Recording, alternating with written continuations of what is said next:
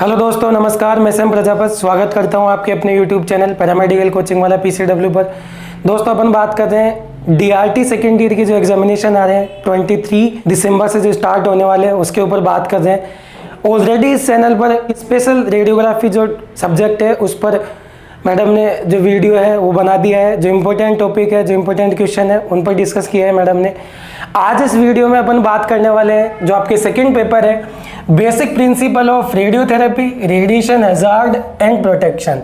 इस पर अपन बात करने वाले हैं। एक बार अपन वो टॉपिक यहाँ पर डिस्कस कर लेते हैं जहाँ से मैक्सिमम बार क्वेश्चन पूछे गए हैं। और ये जो वीडियो हम रिकॉर्ड कर रहे हैं, ये जो पुराने पेपर है जो आरपीएमसी में पूछे गए क्वेश्चन है उनके बेस पे बना रहे हैं। उनके अंदर जो मैक्सिमम बार क्वेश्चन रिपीट होके आए हैं उन पे डिस्कस करेंगे अपन। और जो इम्पोर्टेंट सब्जेक्ट है जो कि एग्जाम की दृष्टि से बहुत महत्वपूर्ण है उन पर बात अपन करेंगे। तो एक बार अपन ये सिलेबस डिस्कस कर लेते हैं, उसके बाद में जो भी इम्पोर्टेंट टॉपिक है उस पर अपन डिस्कस कर लेंगे। और साथ ही साथ में इसमें यदि सिलेबस में अपने को लगेगा कि ये टॉपिक पूछा जा सकता है, इस बार एग्जाम की दृष्टि से ये इंपॉर्टेंट है, इस पर अपन बात करेंगे।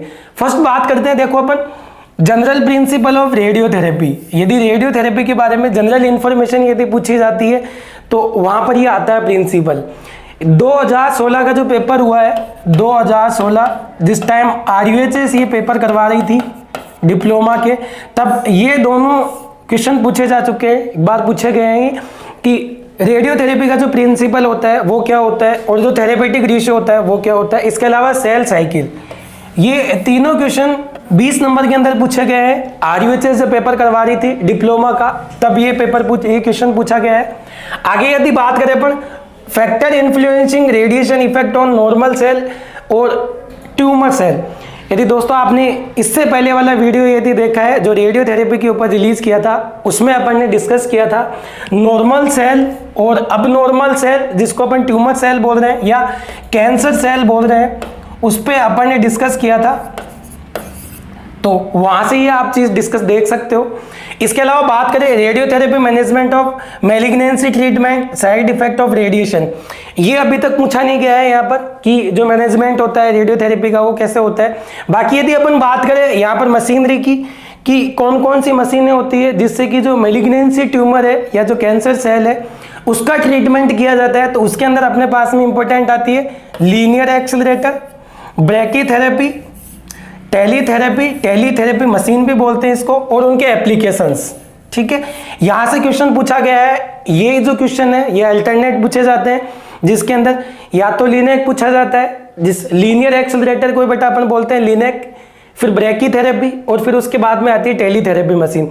तो ये वाली जो क्वेश्चंस हैं ये अल्टरनेट पूछे गए हैं। अल्टरनेट का मतलब यदि एक क्वेश्चन 18 में, एक क्वेश्चन 17 में, एक क्वेश्चन 16 में, तो ऐसे रिपीट होके आए हैं क्वेश्चन। ये कई बार बच्चों ऐसे हो जाता है, इसमें जो क्वेश्चंस होते हैं वो रिपीट भी हो सकते हैं, तो वो कोई मैटर नहीं करता। बाकी इनके बारे में अपन ब्रीफली डिस्कस यहाँ पर कर लेंगे कि क्या डिफरेंस होता है इनके बीच में, वो कैसे ये मशीनरी होती है। आगे देखो रेडियो एक्टिव आइसोटोप्स की यदि बात करें, बेटा ये क्वेश्चन ऐसा है, यदि रेडियो एक्टिविटी की अपन बात करें तो हर बार के पेपर में रिपीट होता है ये, सिवाय यदि अपन बात करें 21 के पेपर की यदि अपन बात करें तो उसमें ये क्वेश्चन रिपीट नहीं हुआ है।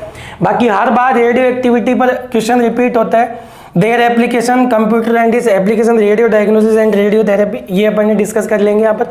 आगे देखिए radiation hazard and it's protection. सबसे पहले बात करेंगे अपन इसमें रेडिएशन सोर्स की, कि जो रेडिएशन आती है वो ह्यूमन बीइंग को कहाँ से लगती है और मैक्सिमम जो ह्यूमन बीइंग है वो कौन सी रेडिएशन से इफेक्ट होता है, ये अपन इसमें डिस्कस करेंगे।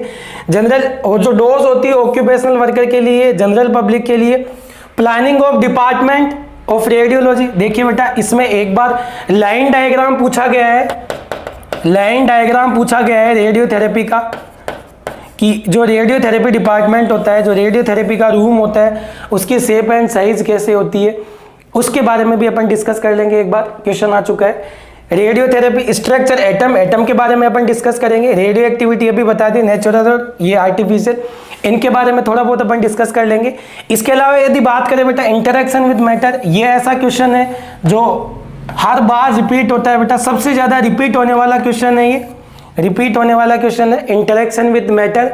ये इसके अंदर अपन बात करें तो सबसे ज्यादा इंपॉर्टेंट टर्म बेटा ये आती है HVT एंड TVT। यदि अपन रेडिएशन प्रोटेक्शन में बात करें कि रेडिएशन से बचा कैसे जाए, तो जो शील्डिंग होती है, शील्डिंग के अंदर HVT और TVT काम में आती है बेटा। जो भी शील्डिंग बैरियर बनाए जाते हैं वो on the basis of HVT and TVT के बेस पे बनाए जाते हैं बेटा, कि जो रेडिएशन है वो कितनी मात्रा में रोकी जा सकती है वो डिपेंड करती है जो रेडिएशन बैरियर अपन काम में ले रहे हैं उनकी थिकनेस पे डिपेंड करता है, और वो आता है HVT और TVT से। आगे बात करें अपन वेरियस यूनिट, जिसके अंदर जोन्जन है, रेड है, रैम है, ये है। डोजीमेट्री की यदि अपन बात करें तो सबसे ज्यादा पूछे जाने वाला एक तो फिल्म बेज आता है, एक तो बेटा आता है फिल्म बेज की अपन बात करें, एक तो फिल्म बेज आता है और दूसरा TLD आता है बेटा। ये दोनों क्वेश्चन इंपॉर्टेंट है, यहाँ से पूछी जाती है डोजीमेट्री।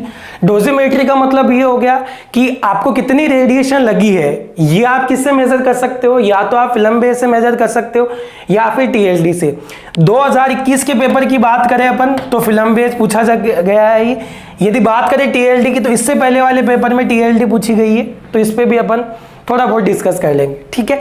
तो चलते हैं अपन लाइन टू लाइन, जो इंपॉर्टेंट टॉपिक है उन पर डिस्कस करते हैं। आ जाइए, सबसे पहले बात करते हैं अपन एटम पे। एटम जो होता है वो क्या होता है, देखिए एटम के बारे में सबसे पहले बात जो बताई गई वो बताई गई कि ये स्मॉलेस्ट पार्टिकल होता है। स्मॉलेस्ट पार्टिकल का मतलब होता है सूक्ष्मतम कण होता है, सूक्ष्मतम कण होता है जिसको आगे डिवाइड नहीं किया जा सकता है, कांट फर्दर डिवाइड,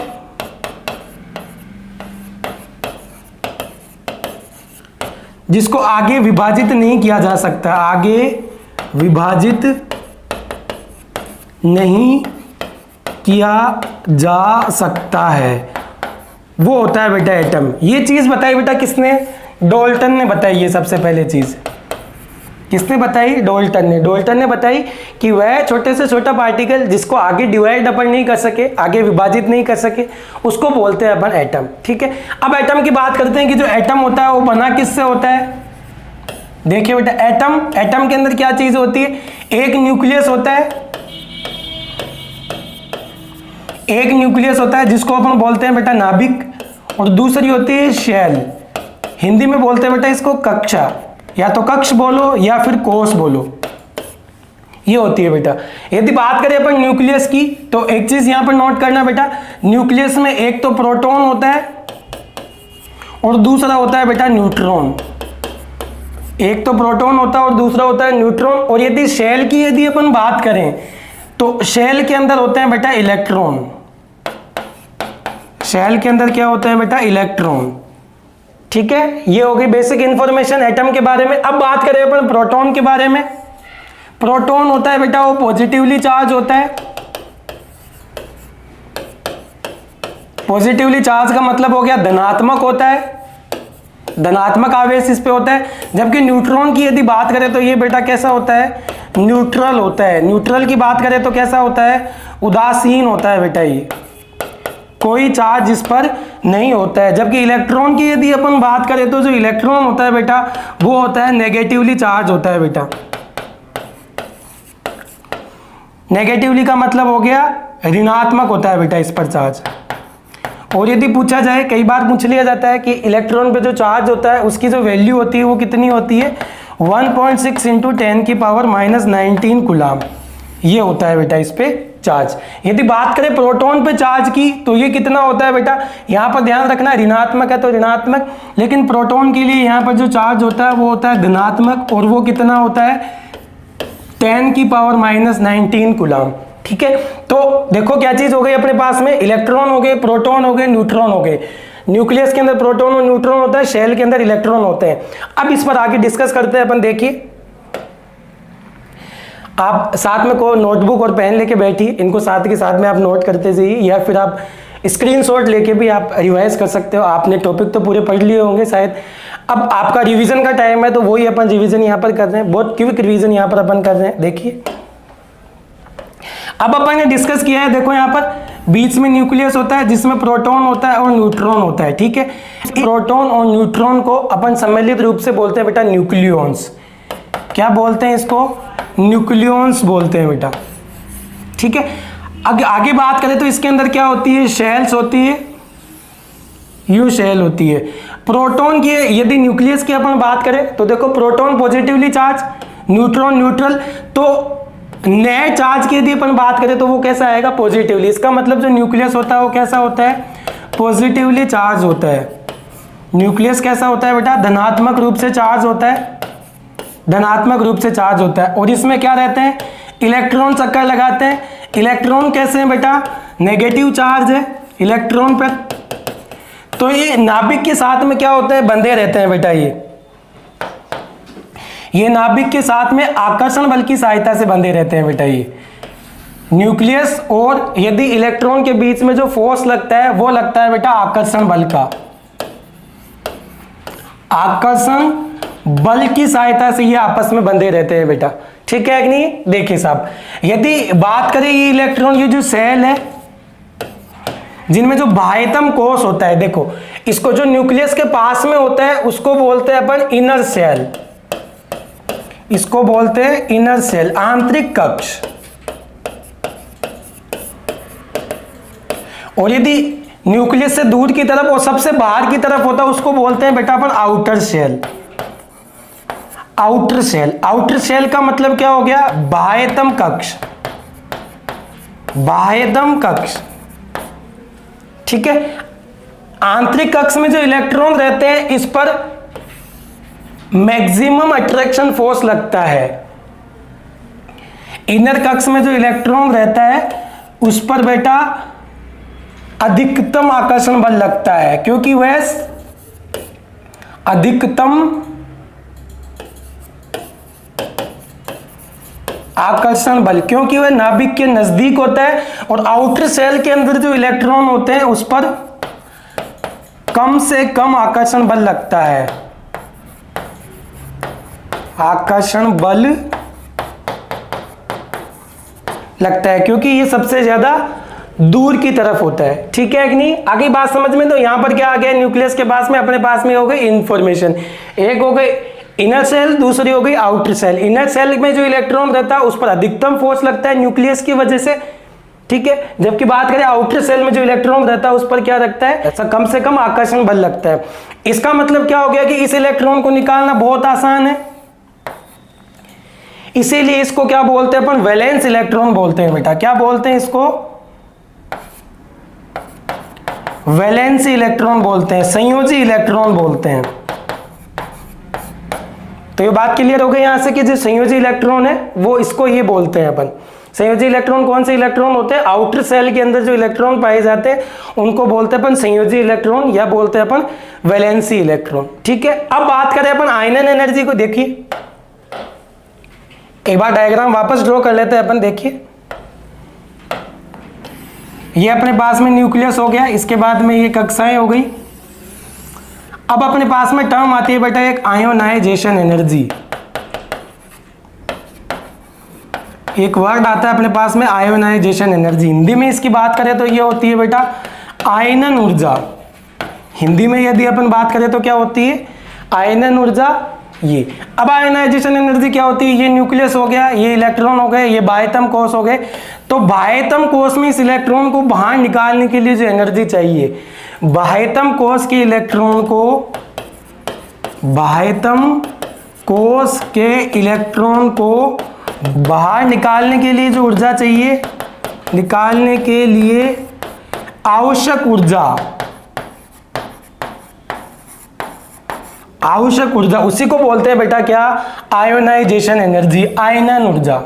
उसी को क्या बोलते हैं अपन, आयनन ऊर्जा। यदि बाह्य कोश के इलेक्ट्रॉन को यदि अपन एनर्जी दे और इस एनर्जी की वजह से ये इलेक्ट्रॉन बाहर निकल जाए, उसको बोलते हैं अपन आयोनाइजेशन एनर्जी। इसी से मिलती जुलती टर्म आती है बेटा एक्साइटेशन एनर्जी। एक्साइटेशन एनर्जी, उत्तेजन ऊर्जा। उत्तेजन ऊर्जा में क्या होगा, बड़े ध्यान से समझिए बेटा। ये अपने पास में न्यूक्लियस हो गया, उसके बाद में ये इनर सेल, ये आउटर सेल होती बनती जाएगी। मान के चलो इलेक्ट्रॉन यहाँ है, और इस इलेक्ट्रॉन को देखो, इसको बोलते हैं बेटा अपन ग्राउंड स्टेट, ग्राउंड स्टेट, जिसको इनर सेल भी बोलते हैं अपन। ये होती है बेटा आउटर सेल। आउटर सेल को अपन क्या बोलते हैं बेटा, एक्साइटेड स्टेट। Excited state. तो इस इलेक्ट्रॉन को एनर्जी देने के बाद में यदि ये अंदर वाली सेल से बाहर वाली सेल में चला जाए, यदि इस इलेक्ट्रॉन को इतनी एनर्जी दी जाए कि ये इनर सेल से ग्राउंड स्टेट से यदि आउटर सेल यदि एक्साइटेड स्टेट में आ जाए, तो जो एनर्जी चाहिए उसको क्या बोलते हैं बेटा अपन? एक्साइटेशन एनर्जी बोलते हैं उसको क्या बोलते हैं अपन? Excitation energy. तो दो टर्म हो गए अपने पास में, एक हो गई आयनाइजेशन एनर्जी और दूसरी हो गई एक्साइटेशन एनर्जी। ठीक है, अगली वर्ड एक और वर्ड है इससे मिलता जुलता, और वो वर्ड आता है बेटा कौन सा? Binding energy. वो कौन सा आता है बेटा? Binding energy.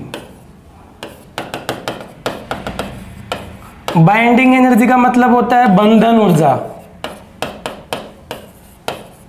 बंधन ऊर्जा, बंधन ऊर्जा क्या होगी? देखिए ये न्यूक्लियस आ गया अपने पास में, और ये क्या इसमें आएंगे इलेक्ट्रॉन, और ये आपस में देखो इस न्यूक्लियस के साथ में इनर सेल के इलेक्ट्रॉन ये बंधे रहेंगे।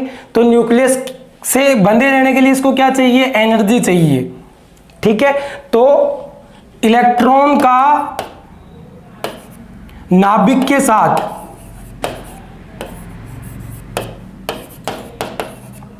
बंधे रहने के लिए जो ऊर्जा चाहिए, जो ऊर्जा है उसी को क्या बोलते हैं अपन? बंधन ऊर्जा। यदि इस बंधन ऊर्जा के बराबर यदि इस इलेक्ट्रॉन को एनर्जी दे दी जाए तो ये इलेक्ट्रॉन यहां से क्या हो जाएगा? फ्री हो जाएगा, और क्या आ जाएगा? बाहर निकल जाएगा वो। ठीक है, तो बंधन ऊर्जा किसको बोलते हैं? कि न्यूक्लियस से बंधे रहने के लिए इलेक्ट्रॉन को जो एनर्जी चाहिए, जो ऊर्जा चाहिए, उसी को क्या बोलते हैं अपन? Binding energy. यदि इंग्लिश में यदि अपन बात करेंगे तो क्या बोलेंगे? Energy which required for the bind to the electron to the nucleus. Nucleus के साथ में इलेक्ट्रॉन को बंधे रहने के लिए जो एनर्जी चाहिए उसको बोलते हैं अपन बंधन ऊर्जा। ठीक है, ये हो गया अपने पास में एटम के बारे में बेसिक इंफॉर्मेशन। थोड़ा सा और देख लेते हैं एटम के बारे में अपन। देखो एटम को समझाने के लिए अपने पास में बहुत सारी थ्योरी दी गई। देखिए कौन कौन सी दी गई। एटम को समझाने के लिए अपने पास में बहुत सारी थ्योरीज दी गई। सबसे पहले बात करते हैं बेटा अपन डाल्टन थ्योरी की। डाल्टन ने क्या बताया बेटा? सूक्ष्मतम कण होता है, सूक्ष्मतम कण होता है। ठीक है, एक अणु के सभी परमाणु सेम होते हैं, एक अणु के सभी परमाणु समान होते हैं, समान होते हैं। ये कुछ कंसेप्ट दिए गए डाल्टन के द्वारा। ठीक है, आगे यदि अपन बात करें बेटा किसके? डाल्टन के बाद में कौन से है? जे थॉमसन साहब। जे थॉमसन को एक बहुत बड़ा क्रेडिट जाता है, और वो क्रेडिट जाता है इलेक्ट्रॉन की खोज का। इलेक्ट्रॉन की खोज करी है जे थॉमसन ने, और इन्होंने क्या बताया? इन्होंने जो एटम है उसका कंपैरिजन किया तरबूज से। तरबूज बेटा वाटरमेलन, वाटरमेलन से कंपैरिजन किया। उन्होंने क्या बताया कि ये एक तरबूज होता है, तो तरबूज तो कैसा होता है? पूरा एटम होता है, और इसके अंदर जो इलेक्ट्रॉन होते हैं बेटा, इसके अंदर जो इलेक्ट्रॉन होते हैं वो तरबूज के बीज के जैसे होते हैं, तरबूज के बीज के जैसे होते हैं।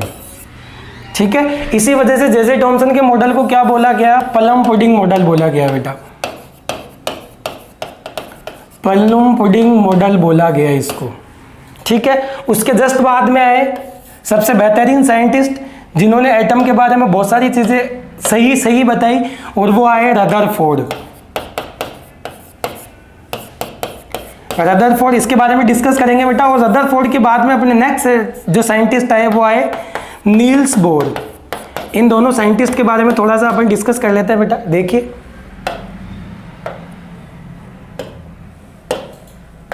सबसे पहले बात करते हैं बेटा अपन रदरफोर्ड की। बहुत शॉर्ट एंड स्वीट पढ़ेंगे बेटा ये, ताकि आपको एग्जाम में लिखने में कोई दिक्कत नहीं है। रदरफोर्ड की यदि अपन बात करें तो रदरफोर्ड ने एक तो एल्फा पार्टिकल लिए बेटा, एक तो लिए एल्फा पार्टिकल, एल्फा कण। ठीक है, उसके साथ में क्या लिया उन्होंने? एक गोल्ड लीफ ली,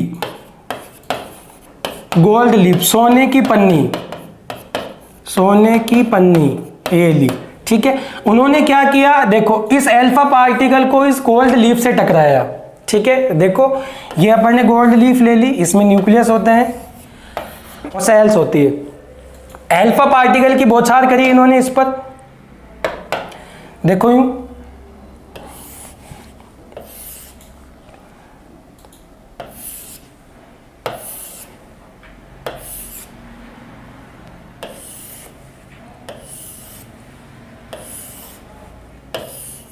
ये बेटा ये सारी कहानी है इसकी, देखिए जरा।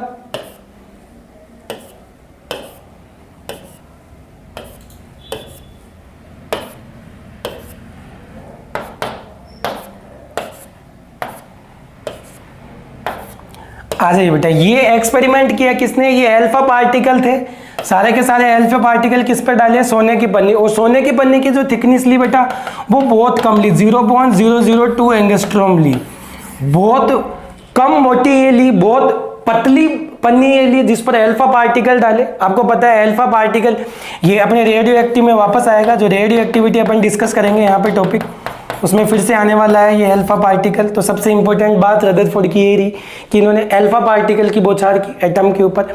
एटम ही हो गया एक तरीके से, जो गोल्ड लीफ होती है, गोल्ड क्या होता है, एटम ही होता है। देखिए तो ये आगे, तो इसमें क्या निकला, देखिए निष्कर्ष इसका, देखिए निष्कर्ष क्या निकला, बड़े ध्यान से समझते जाइए, बोर्ड पे याद हो जाएगा। फर्स्ट, अधिकतम अल्फा पार्टिकल, अधिकतम अल्फा कण सीधे निकले, सीधे निकले। इसका मतलब निष्कर्ष क्या निकाला उन्होंने, देखो अधिकतम बहुत सारे अल्फा पार्टिकल सीधे निकले, इसका मतलब अधिकतम भाग खोखला होता है एटम का, अधिकतम भाग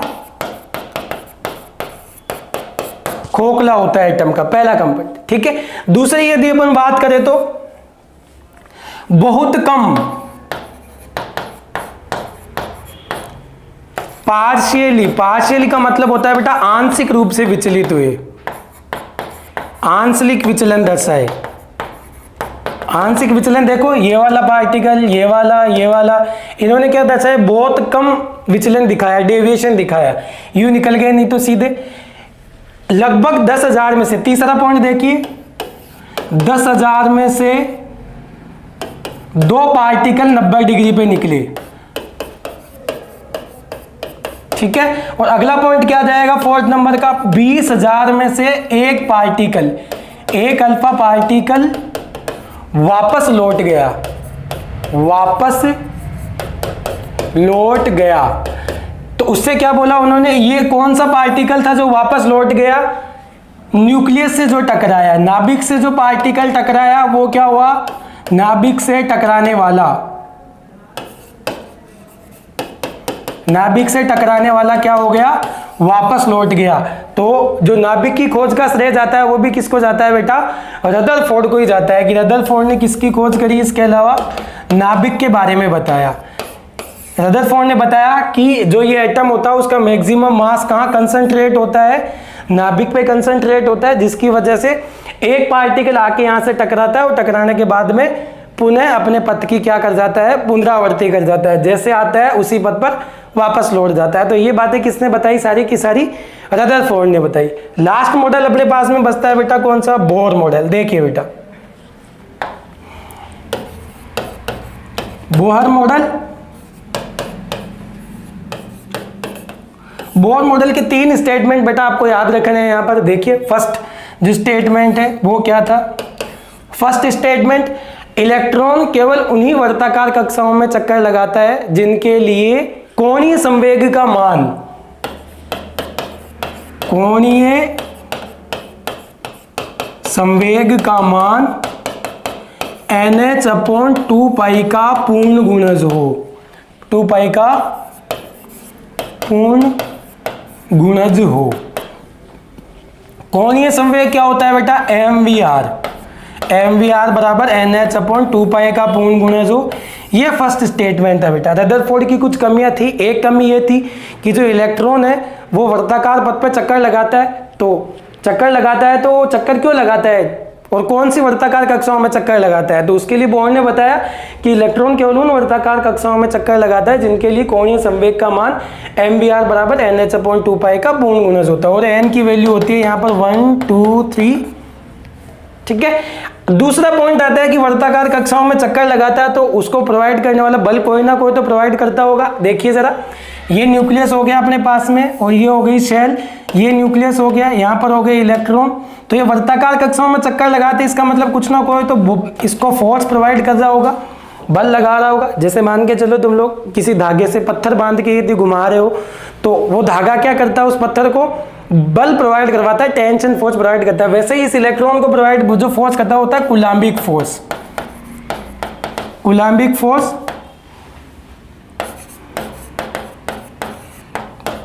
कूलाम बल,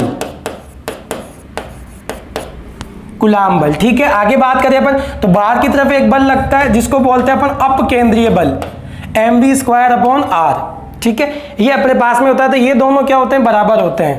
kZe²/r² बराबर आता है mv²/r। ये होता है सेकंड स्टेटमेंट। किसका होता है बेटा, ये बोर का। बोर ने सेकंड स्टेटमेंट क्या दिया कि इलेक्ट्रॉन को वर्ताकार पथ पर चक्कर लगाने के लिए आवश्यक अभिकेंद्रीय बल कौन प्रोवाइड करता है, कूलाम्बिक फोर्स करता है, जिसकी वैल्यू होती है kZe²/r²। ठीक है, और ये किसके बराबर होता है, mv²/r के बराबर होता है, जो कि अब केंद्रीय बल होता है। ठीक है, तीसरा स्टेटमेंट देखिए, रदरफोर्ड की एक और कमी थी। रदरफोर्ड थे, उसकी एक और कमी थी बेटा। रदरफोर्ड की जो कमी थी वो क्या थी कि यदि कोई इलेक्ट्रॉन लगातार यदि वर्ताकार पथ पर चक्कर लगाता है तो वो एनर्जी लॉस करना चाहिए। देखो रदरफोर्ड के हिसाब से इलेक्ट्रॉन यदि वर्ताकार पथ पे चक्कर लगा रहा है कंटिन्यू, तो वो क्या होना चाहिए, एनर्जी लॉस करना चाहिए और लास्ट में नाभिक में आके गिर जाना चाहिए। लेकिन ऐसा नहीं होता है, ऐसा नहीं होता है। तो फिर रदरफोर्ड से पूछा गया कि ऐसा क्यों नहीं होता है, तो रदरफोर्ड जवाब नहीं दे पाए। इसका जवाब दिया किसने, नील्स बोर ने। नील्स बोर ने दिया कि जब इलेक्ट्रॉन खुद की कक्षा में चक्कर लगाता है, इलेक्ट्रॉन खुद की कक्षा में चक्कर लगाता है, खुद की कक्षा में चक्कर लगाता है, तो ना तो ऊर्जा उत्सर्जित करता है, ऊर्जा उत्सर्जित भी नहीं करता है और अवशोषण भी नहीं करता है। ऊर्जा का उत्सर्जन भी नहीं करता है और अवशोषण भी नहीं करता है। खुद की कक्षा की बात करें तो बेटा, तो इलेक्ट्रॉन वर्ताकार कक्षाओं में चक्कर लगाता रहेगा खुद की कक्षा में। लेकिन क्या बताया नील्स बोर ने, क्या बताया, लेकिन यदि मान के चलो ये न्यूक्लियस है, ये इलेक्ट्रॉन है, यहां पर है, यदि ये इलेक्ट्रॉन देखो ये लो एनर्जी लेवल है, लो एनर्जी लेवल है बेटा, ये इसकी बात करें तो ये हाई एनर्जी लेवल है, हाई एनर्जी लेवल है। तो यहां पर दो कंडीशन बनती है बेटा। दो कंडीशन कौन सी बनती है देखिए जरा। फर्स्ट कंडीशन क्या बनती है, इलेक्ट्रॉन एक तो लो एनर्जी लेवल से हाई एनर्जी लेवल में जाए, और दूसरा जो केस बनता है बेटा वो बनता है इलेक्ट्रॉन, दूसरा जो केस बनता है वो बनता है इलेक्ट्रॉन हाई एनर्जी लेवल से लो एनर्जी लेवल में जाए। तो दो कंडीशन हो गई, तो ध्यान रखना, जब इलेक्ट्रॉन लो एनर्जी लेवल से हाई एनर्जी लेवल के अंदर जाएगा है तो वो एनर्जी अवशोषित करता है, ऊर्जा अवशोषण करेगा, और यदि इलेक्ट्रॉन हाई एनर्जी लेवल से लो एनर्जी लेवल में जाएगा तो ऊर्जा का उत्सर्जन करेगा बेटा। ऊर्जा का क्या करेगा बेटा, उत्सर्जन करेगा। यदि इसकी एनर्जी E1 माने और इसकी एनर्जी E2 माने तो इनका जो एनर्जी डिफरेंस आएगा बेटा वो आएगा E2 माइनस E1। ये सब चीजें किसने बताई बेटा, नील्स बोर ने बताई कि यदि इलेक्ट्रॉन खुद की कक्षा में यदि चक्कर लगा रहा है तो ऊर्जा का ना तो उत्सर्जन करेगा ना अवशोषण करेगा। लेकिन ये यदि हाई एनर्जी लेवल और लो एनर्जी लेवल के बीच में यदि ट्रांसफर होगा, तो यदि इलेक्ट्रॉन लो एनर्जी लेवल से हाई एनर्जी लेवल में जाएगा तो ऊर्जा का अवशोषण करेगा, और यदि इलेक्ट्रॉन हाई एनर्जी लेवल से लो एनर्जी लेवल में जाएगा तो ऊर्जा का उत्सर्जन करेगा। तो इससे सारी चीजें क्लियर कर दी नील्स बोर ने। ठीक है, तो इंपॉर्टेंट अपने पास में जो चीजें थी वो अपन ने डिस्कस कर लिए एटम के बारे में। देखिए बेटा बात करते हैं अपन रेडियो एक्टिविटी के बारे में। एक अपन ने टॉपिक डिस्कस कर लिया एटम, एटम के बारे में सारी चीजें देख ली। एटम से मिलता जुलता टॉपिक ही अपने पास में रेडियो एक्टिविटी। इंपॉर्टेंट टॉपिक है, पिछली बार नहीं पूछा गया है, अब की बात की दृष्टि से बहुत इंपॉर्टेंट टॉपिक है। बात करते हैं रेडियो एक्टिविटी के बारे में बेटा। बहुत बेसिक सी इंफॉर्मेशन अपन यहाँ पे ले लेते हैं। देखिए रेडियो एक्टिविटी क्या है, ये बेटा क्या होती है, एक न्यूक्लियर प्रोसेस होता है। ये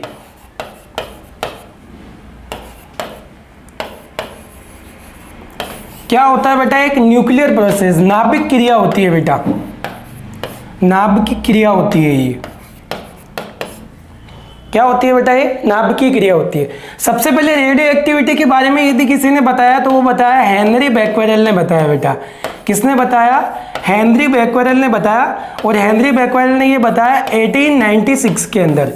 इन्होंने क्या किया, एक एक्सपेरिमेंट किया। और एक्सपेरिमेंट में क्या किया, देखो इन्होंने क्या लिया, एक रेडियो एक्टिव आइसोटोप लिया, एक radio active isotope, radio active isotope. और वो कौन सा लिया इन्होंने? यूरेनियम लिया बेटा, यूरेनियम 92-235, ठीक है, ये लिया। अब बात आती है रेडियो एक्टिव आइसोटोप जो होते हैं वो क्या होते हैं, तो बेटा इसके लिए टर्म अपन काम में लेते हैं स्पॉन्टेनियसली डिसइंटीग्रेशन। क्या लेते हैं बेटा? Spontaneously disintegration. स्पॉन्टेनियसली डिसइंटीग्रेशन का मतलब होता है स्वतः विघटन, स्वतः विघटन। स्वतः विघटन का मतलब तुम लोग ऐसे समझो, यदि रियल लाइफ में अपन बात करें, प्रैक्टिकल लाइफ में, तो कपूर देखा आपने, कपूर को यदि आप खोल देते हो, शील्ड उसके हटा देते हो, तो धीरे धीरे क्या होने लग जाता है, डिस्ट्रॉय होने लग जाता है और बाद में खत्म हो जाता है। यही सेम काम यहाँ होता है। यदि कोई रेडियो एक्टिव आइसोटोप अपने पास में है, यदि आप उसको खुला छोड़ देते हो तो वो क्या करता रहता है, स्वतः विघटित होता रहता है। ये विघटित क्यों होता रहता है, तो क्या इमिट करता है, जैसे मान के चलो कपूर की बात करें तो अपने को पता है, जैसे कपूर खुले में पड़ी रहेगी तो फ्रेग्रेंस हो जाएगी, कपूर की से क्या होने लग जाएगी, सुगंध आने लग जाएगी। वैसे ही सेम चीज यहाँ होती है कि रेडियो एक्टिव आइसोटोप यदि स्पॉन्टेनियसली डिसइंटीग्रेट हो रहा है तो कुछ ना कुछ इमिट करेगा, ये कुछ ना कुछ उत्सर्जित करेगा या इमिट करेगा। लेकिन ये कुछ ना कुछ है क्या, इसी के लिए क्या किया हेनरी बैक्वेरेल ने बेटा, एक एक्सपेरिमेंट किया। हेनरी बैक्वेरेल ने क्या किया, एक एक्सपेरिमेंट किया। वो एक्सपेरिमेंट क्या है वो देखिए बेटा एक बार। हेनरी बैक्वेरेल साहब ने क्या किया बेटा, एक फोटोग्राफिक प्लेट ली,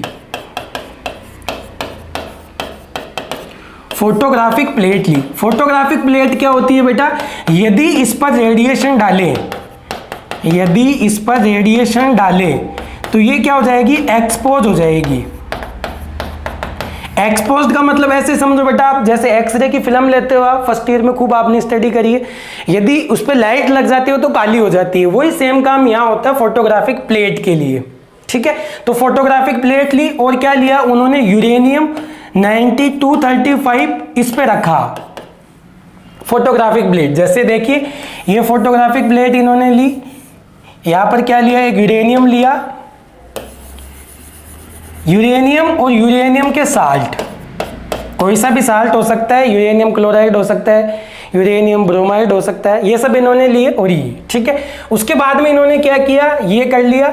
और उसके साथ में इन्होंने क्या किया बेटा, एक ब्लैक पेपर लिया और इस ब्लैक पेपर में इस पूरे सिस्टम को बंद कर दिया ताकि कोई भी लाइट बाहर से नहीं पहुंचे। जो लाइट है वो बाहर से इस फोटोग्राफिक प्लेट तक नहीं पहुंचे, ठीक है कि नहीं। और इसको क्या किया, एक अंधेरे कमरे में, अंधेरे कमरे में टिका दिया, अंधेरे कमरे में रख दिया। तो अंधेरे कमरे में रख दिया इसका मतलब क्या हो गया कि इस फोटोग्राफिक प्लेट तक लाइट का पहुंचना तो ऑलमोस्ट इम्पॉसिबल है, ठीक है। उसके बाद में इन्होंने क्या किया, इस फोटोग्राफिक प्लेट को ये सब सिस्टम हटा के क्या किया साहब, कुछ टाइम बाद, कुछ समय बाद अंधेरे कमरे में से भी इसको बाहर निकाल लिया और जो ब्लैक पेपर अपन ने रैप किया था, लपेटा था, उससे भी हटा दिया। तो फोटोग्राफिक प्लेट पे इन्होंने क्या चीजें देखी, फोटोग्राफिक प्लेट एक्सपोज हुई, इसका मतलब उस पर रेडिएशन लगी है। दूसरी चीज देखो, अपन ने इसको ब्लैक पेपर से लपेटा था तो इससे भी पार होकर रेडिएशन निकल गई, इससे बाहर होकर भी रेडिएशन निकल गई। जबकि आप लोगों ने नाम सुना होगा ब्लैक बॉडी। ब्लैक बॉडी बेटा वो चीज होती है जो रेडिएशन को बिल्कुल भी पार नहीं होने दे, ठीक है कि नहीं। तो इसका मतलब ये एक्सपोज हुई है तो जो निकलने वाली रेडिएशन है वो कौन सी है, तो हेनरी बैक्वेरेल ने उनको नाम दिया बेटा गामा रेडिएशन। क्या नाम दिया, गामा रेडिएशन। और साथ में निकले अल्फा और बीटा पार्टिकल। उन्होंने क्या देखा कि जब भी किसी फोटोग्राफिक प्लेट के ऊपर रेडियो एक्टिव आइसोटोप मटेरियल यदि अपन रखते हैं तो फोटोग्राफिक प्लेट एक्सपोज हो जाती है, और एक्सपोज होने के बाद में क्या निकालती है, गामा रेडिएशन निकलती है और अल्फा और बीटा पार्टिकल निकलते हैं, ठीक है कि नहीं। और ये सारा प्रोसेस किससे होता है, न्यूक्लियस से। देखिए बेटा आगे इसका मतलब क्या हो गया बेटा, हेनरी बैक्वेरेल ने क्या क्या चीजें बता दी। एक तो ये न्यूक्लियस घटना होती है, नाभिकीय घटना होती है बेटा ये, और जब रेडियो एक्टिव आइसोटोप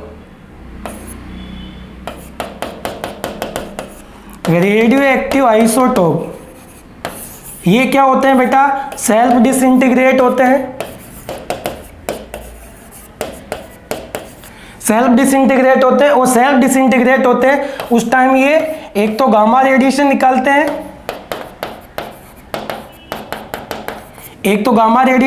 और साथ में अल्फा और बीटा पार्टिकल ये इमिट करते हैं बेटा। ये चीज होती है बेटा क्या, रेडियो एक्टिविटी, जो कि किसने बताई, हेनरी बैक्वेरेल ने बताई, ठीक है कि नहीं।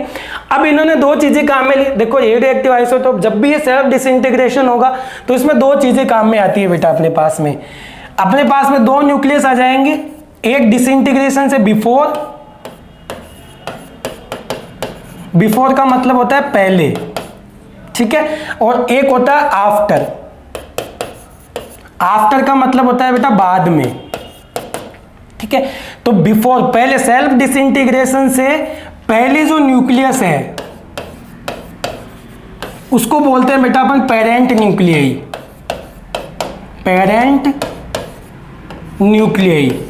ठीक है कि नहीं। पैतृक नाभिक बोलते हैं बेटा इसको, क्या बोलते हैं,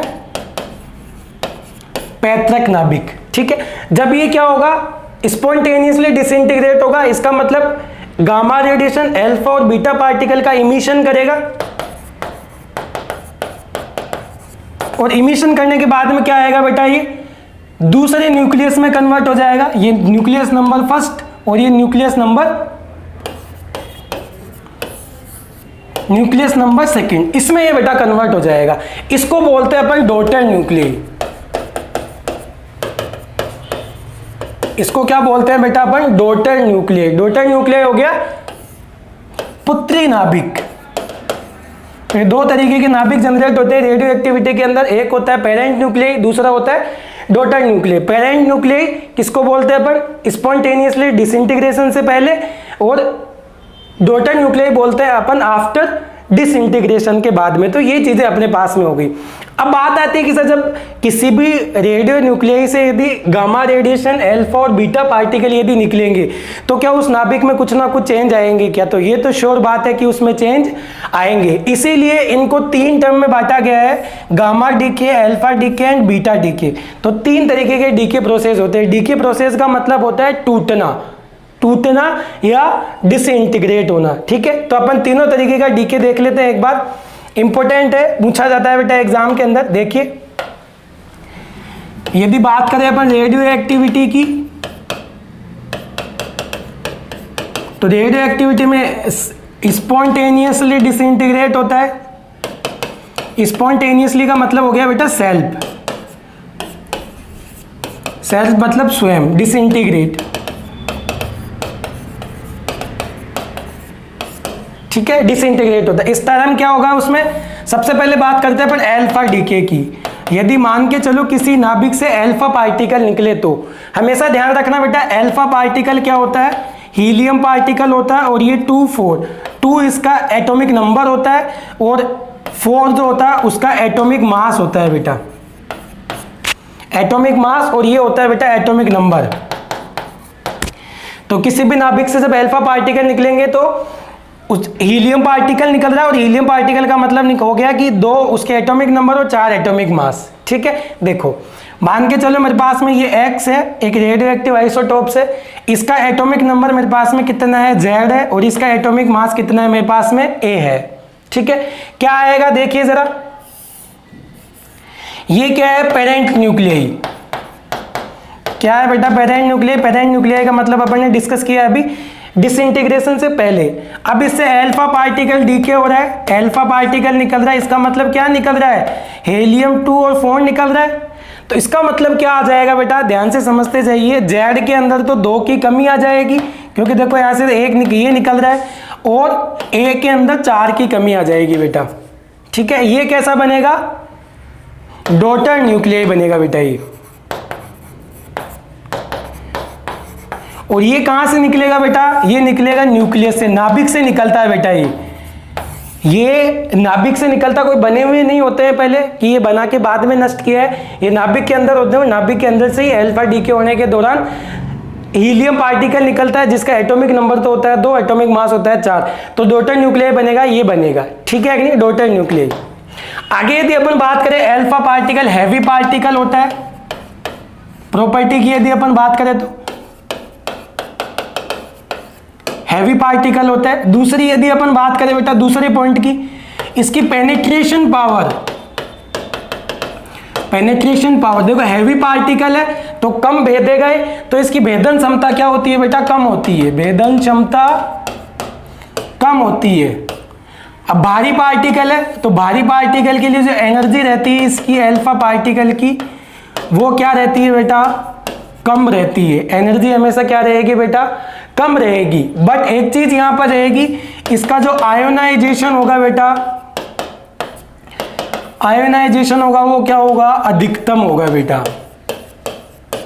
क्या होगा बेटा, अधिकतम। तो ये हो गया अपने पास में क्या, अल्फा डीके। दूसरी बात करते हैं बेटा अपन बीटा डीके की। देखिए बीटा डीके बेटा 2 तरीके के होते हैं, एक होता है बीटा पॉजिटिव डीके और दूसरा होता है beta negative decay.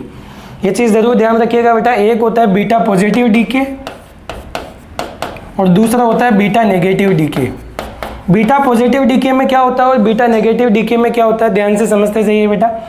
Beta positive decay में पॉजिट्रॉन इमिट होता है, पॉजिट्रॉन इमिशन होता है, और बीटा नेगेटिव की यदि अपन बात करें तो इलेक्ट्रॉन इमिट होता है बेटा, इमिशन ऑफ इलेक्ट्रॉन। ठीक है कि नहीं। बीटा डीके के दौरान जो प्रोटॉन होता है बेटा वो किस में कन्वर्ट होता है, न्यूट्रॉन में, और साथ में निकलता है बेटा न्यूट्रिनो। क्या निकलता है बेटा, न्यूट्रिनो निकलता है। जबकि यदि बात करें अपन बीटा माइनस डीके की, तो इसमें जो न्यूट्रॉन होता है बेटा वो किस में कन्वर्ट होता है बेटा, प्रोटॉन में कन्वर्ट होता है, और साथ में निकलता है बेटा एंटी न्यूट्रिनो, एंटी न्यूट्रिनो प्रति न्यूक्लियन, ये निकलता है बेटा।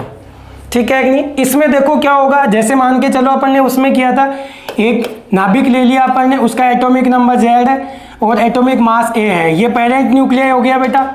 यदि बात करें इसके बाद में क्या बनेगा, डॉटर न्यूक्लियाई। तो इसमें क्या होगा, एटॉमिक जो वेट रहता है वो तो दोनों में ही, चाहे बीटा पॉजिटिव हो चाहे बीटा नेगेटिव हो, एटॉमिक जो मास रहता है बेटा वो रहता है बेटा अनचेंज, मतलब इसमें किसी तरीके का परिवर्तन नहीं होता है। यदि बात करें अपन इसके अंदर, चाहे बीटा पॉजिटिव की बात करें चाहे बीटा नेगेटिव की बात करें, दोनों के अंदर ही जो एटॉमिक मास रहेगा वो तो रहेगा अनचेंज। तो फर्क किस में आएगा, एटॉमिक नंबर में। तो एटॉमिक नंबर बीटा पॉजिटिव के अंदर तो माइनस होता है 1, जबकि यदि बात करें बीटा नेगेटिव के अंदर, इसके अंदर जो एटॉमिक नंबर हो 1 से बढ़ जाता है और एटॉमिक मास नो चेंज रहता है। ठीक है कि नहीं। तो ये हो गया अपने पास में क्या, बीटा डीके। ठीक है कि नहीं। तो बीटा डीके 2 तरीके के होता है, एक होता है बीटा पॉजिटिव डीके, दूसरा होता है beta negative decay. Beta positive decay में पॉजिट्रॉन इमिट होता है, इसमें इलेक्ट्रॉन इमिट होता है, इसमें प्रोटॉन न्यूट्रॉन में कन्वर्ट होता है, इसमें न्यूट्रॉन प्रोटॉन में कन्वर्ट होता है। हाइड्रोजन ये जो एटम होता है बेटा इसी को बोलते हैं अपन प्रोटॉन। ठीक है। इसके अंदर क्या होगा, इसके साथ में न्यूट्रिनो निकलेगा, जबकि इसके साथ में निकलेगा एंटी न्यूट्रिनो। ये छोटे पार्टिकल होते हैं बेटा, न्यूट्रिनो क्या होते हैं, सब पार्टिकल होते हैं, सब पार्टिकल होते हैं, इसका कोई यूज नहीं होता है। ठीक है। इसके अंदर क्या आएगा, एटॉमिक नंबर में 1 की कमी आएगी पॉजिटिव डीके में, जबकि नेगेटिव डीके के अंदर 1 की वृद्धि होगी। एटॉमिक नंबर में 1 की क्या हो जाएगी, वृद्धि हो जाएगी, जबकि एटॉमिक मास क्या रहेगा, अनचेंज रहेगा। ठीक है। लास्ट अपने पास में रहता है बेटा कौन सा, गामा डीके। देखिए बेटा गामा डीके की यदि बात करें तो बेटा ये क्या रहती है, अनचार्ज रहती है। गामा जो डीके होता है उसमें गामा रेडिएशन निकलती है, इसमें गामा रेडिएशन निकलती है। गामा रेडिएशन जो होती है बेटा वो अनचार्ज होती है, किसी तरीके का चार्ज नहीं होता है, ठीक है। हाईली एनर्जी होती है इनकी, हाईली एनर्जेटिक होती है। अब बेटा एनर्जी यदि हाई होगी तो पेनिट्रेशन पावर भी क्या रहेगी, high penetration power. High penetration power रहेगी, लेकिन जो वेट क्या रहेगा, वेट लेस रहती है, वेट लेस रहती है बेटा, कोई वेट नहीं होता है इनका रेडिएशन का, ठीक है कि नहीं। और ये जो गामा रेडिएशन होती है बेटा ये लाइट वेलोसिटी से मूव करती है, मूव्स विथ लाइट वेलोसिटी, प्रकाश वेग से गति करती है बेटा।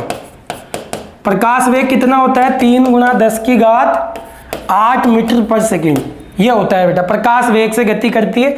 यहां पर भेदन क्षमता ज्यादा है बेटा, भेदन क्षमता अधिक।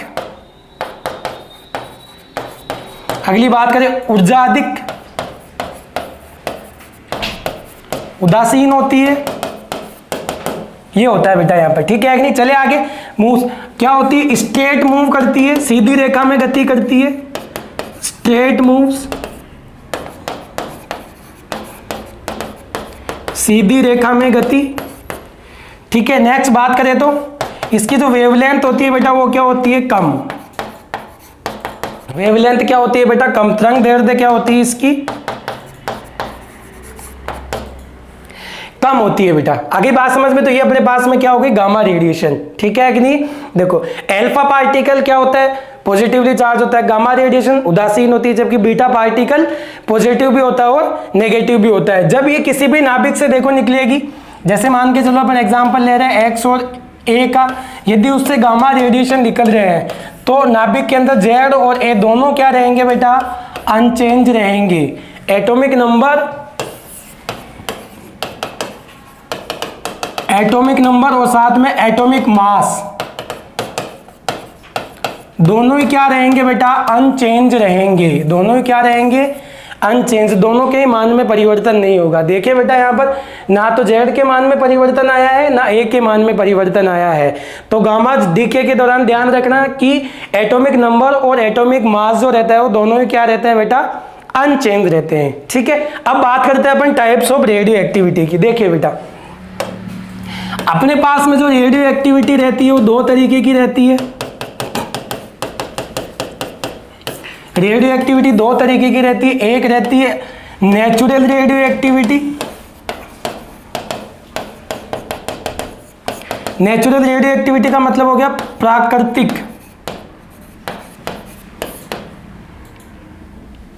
Radio activity. दूसरी यदि अपन बात करें तो artificial radio activity. Artificial radio activity, artificial radio activity ये क्या होती है, नेचुरल होती है बेटा, प्राकृतिक घटना होती है, प्राकृतिक घटना होती है, ठीक है कि नहीं। और इसमें क्या होता है, जैसे यूरेनियम 92 235 होता है, ये सब किस में पाए जाते हैं बेटा, नेचर में पाए जाते हैं। जबकि आर्टिफिशियल जो होते हैं वो क्या होते हैं, मैन मेड होते हैं बेटा। ये क्या होते हैं, मैन मेड होते हैं, ये मानव द्वारा निर्मित होते हैं, मानव द्वारा निर्मित। इनका निर्माण कौन करता है, लैब वगैरह के अंदर मानव के द्वारा किया जाता है। जैसे बात करें अपन कोबाल्ट 60 को मानव निर्मित बोलते हैं, साथ में फास्फोरस 32, ये दोनों रेडियो एक्टिव की यदि अपन बात करें तो दोनों के दोनों कैसे हैं बेटा, ये आर्टिफिशियल रेडियो एक्टिव है। ये कौन से है बेटा, ये आर्टिफिशियल, कृत्रिम है, ये मैनमेड द्वारा बनाए जाते हैं। जबकि नेचुरल के अंदर नेचर द्वारा जो बनाए गए रेडियो एक्टिव आइसोटोप है उनको बोलते हैं अपन नेचुरल रेडियो एक्टिव आइसोटोप, ठीक है कि नहीं। लास्ट और नेक्स्ट बात कर लेते हैं अपन लॉ ऑफ डिसइंटीग्रेशन पे। देखिए बेटा law of disintegration, law of disintegration. Law of disintegration क्या बोलता है बेटा, ये सबसे पहले बात की गई रदरफोर्ड एंड सोडी के द्वारा बताई गई। रदरफोर्ड एंड छोटी का जो स्टेटमेंट है वो ये बोलता है कि कोई भी रेडियो एक्टिव आइसोटोप जो डीके हो रहा है, क्षय की जो दर होती है वो प्रारंभिक रेडियो एक्टिव आइसोटोप है उनके डायरेक्टली प्रोपोर्शनल होती है। ठीक है कि नहीं? क्षय की जो दर होती है वो प्रारंभिक एक्टिव रेडियो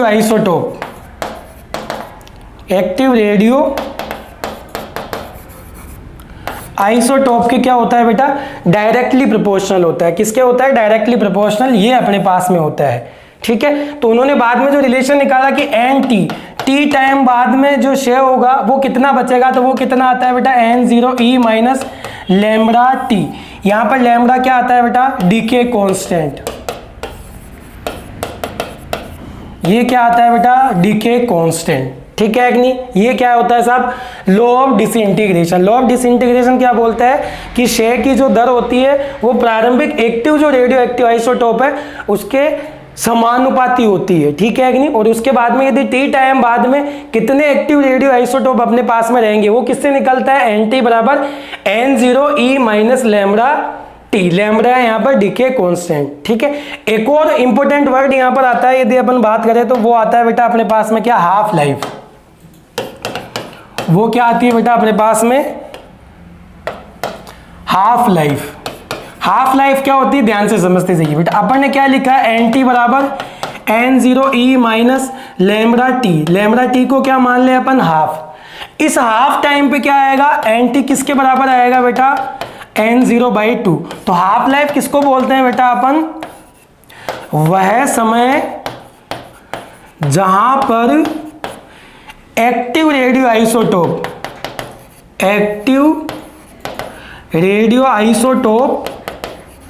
आधे रह जाते हैं, उसको क्या बोलते हैं बेटा अपन? लाइफ बोलते हैं। उसको क्या बोलते हैं? अर्ध आयु काल। जब आप रेडियोथेरेपी पढ़ते हो तो उसमें लेते हैं अपन कि हाफ लाइफ क्या होती है? वह समय जिस पर उसकी जो वैल्यू है वो क्या हो जाए? आधी हो जाए। ठीक है कि नहीं? देखिए, तो इसका मतलब एन टी बराबर ये आ गया हाफ लाइफ, तो n0/2 बराबर n0 e minus lambda T. ये हाफ आ जाएगा, n0 से n0 कट जाएगा। आप इसको कैलकुलेट करोगे, यदि आप इसको कैलकुलेट करते हो तो आपके पास में जो टी हाफ निकल के आता है बेटा वो आता है 0.693 अपॉन लैम्बडा, ये आता है बेटा। ठीक है, कुछ की मैं हाफ लाइफ आपको बता देता हूं। जैसे कोबाल्ट 60 की यदि बात करें तो उसकी हाफ लाइफ होती है बेटा 5.26 ईयर। ठीक है, ऐसे ही बात करें अपन सीजियम 137 की, इसकी होती है बेटा 30 ईयर। बात करें अपन बेटा रेडियम 222, इसकी बात करें तो इसकी होती है बेटा 1600 ईयर, 1622 ईयर। ऐसे बहुत सारे रेडियो एक्टिव आइसोटोप अपने पास में होते हैं जिसकी अलग अलग हाफ लाइफ होती है। ठीक है कि नहीं? ये हो गया अपने पास में क्या? रेडियो एक्टिविटी बेटा। यहाँ पर पूरा टॉपिक डिस्कस करना तो पॉसिबल नहीं है बेटा, और पूरे लेंथी तरीके से अपन डिस्कस नहीं कर सकते, लेकिन फिर भी इस टॉपिक में से जो क्वेश्चन पूछे जाते हैं और इतना मटेरियल मैंने आपको इस टॉपिक के अंदर बता दिया है कि आप आराम से यदि रेडियो एक्टिविटी का क्वेश्चन आता है तो आप आराम से लिख सकते हो। ठीक है कि नहीं? तो ये सेकंड टॉपिक खत्म होता है अपने रेडियो एक्टिविटी। अब बात करते हैं अपन अगला जो इंपॉर्टेंट टॉपिक होता है बेटा, ये है इंटरेक्शन विद मैटर। ऐसा कोई सा एग्जाम नहीं है और ऐसा कोई सा ये नहीं है जिसके अंदर ये नहीं पूछा गया है। हर एग्जाम के अंदर हर बार पूछा गया है। तो अपन बहुत बेसिक से बात करते हैं और इतना तुम लोगों से अपन डिस्कस कर लेंगे ताकि तुम लोग पेपर में लिख पाओ इसको। ठीक है, देखिए बात करते हैं अपन। देखो, इंटरेक्शन विथ मैटर। इंटरेक्शन की बात होती है तो यहां पर आती है जब रेडिएशन किसी भी ह्यूमन बीइंग से टकराती है, जब रेडिएशन किसी भी ह्यूमन बीइंग से टकराती है तो उसके बाद में क्या क्या चीजें हो सकती है। ठीक है कि नहीं? तो देखिए बेटा ध्यान से समझते जाइए इसको। जैसे मान के चलो ये मैंने क्या लिया है? एक्स थिकनेस की एक स्लैब ली है। ये क्या है बेटा? स्लैब। ह्यूमन बीइंग अपन ले नहीं सकते यहाँ पर, इसीलिए अपन ने क्या मान लिया? एक स्लैब ले ली। इस स्लैब से क्या कर लिया अपन ने? इसकी जो थिकनेस ले ली अपन ने, मोटाई ले ली, वो कितनी ले ली अपन ने? एक्स। ठीक है, और अब मैं क्या कर रहा हूँ? इसके साथ में रेडिएशन का इंटरेक्शन कर रहा हूं। क्या कर रहा हूं? रेडिएशन। मतलब क्या हो गया, ये मान के चलो पेशेंट है और इस पेशेंट में मैं क्या डाल रहा हूं? रेडिएशन डाल रहा हूं। तो जब ये रेडिएशन इस पर डालूंगा तो इसको बोलते हैं बेटा अपन इंसिडेंट रेडिएशन।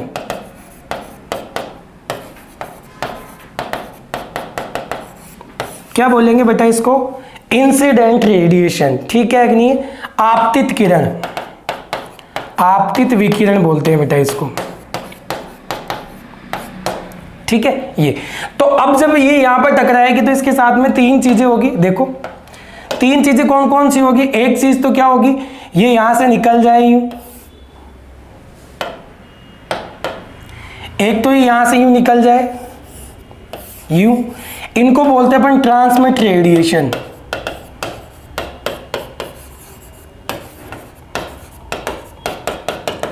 इसको बोलते हैं अपन ट्रांसमिटेड रेडिएशन। कुछ रेडिएशन यहां पर एब्जॉर्ब हो जाएगी, इनको बोलते हैं एब्जॉर्ब रेडिएशन।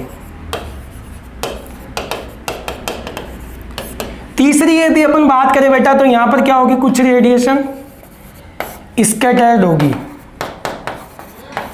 इनको क्या बोलते हैं? Scattered radiation.